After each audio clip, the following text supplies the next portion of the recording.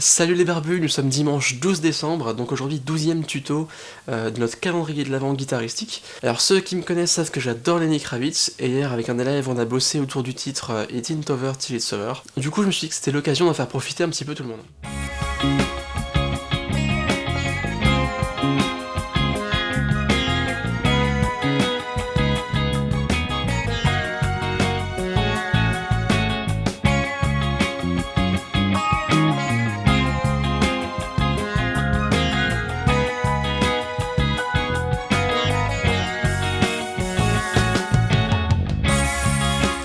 Pour ce titre, on va avoir un petit riff assez funky qui va tourner en boucle. On va partir d'un Do dièse majeur.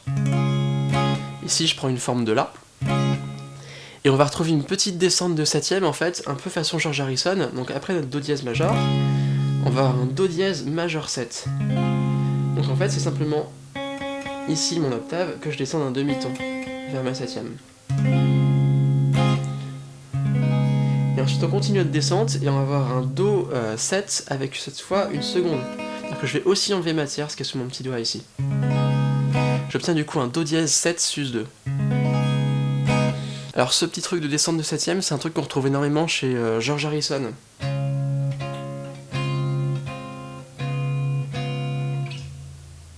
Pas besoin d'en dire plus. On continue la descente du coup avec un Si majeur 7. Donc en fait on a encore cette petite descente chromatique du Do dièse.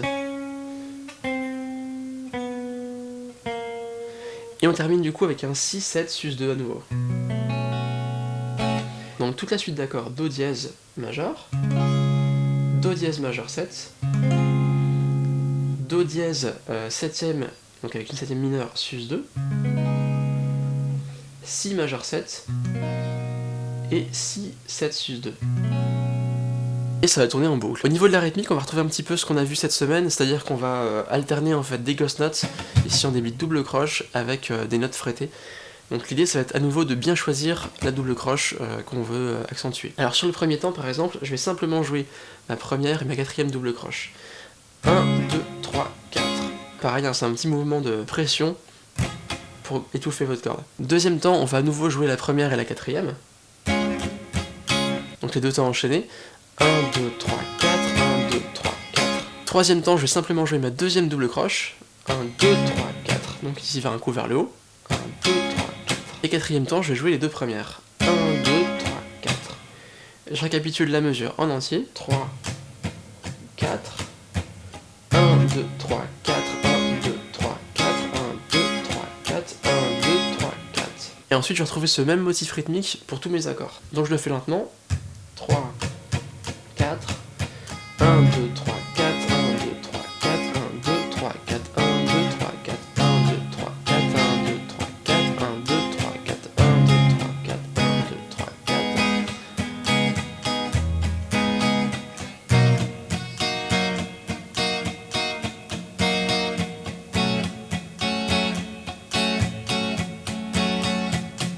Voilà les barbus, c'est tout pour ce riff.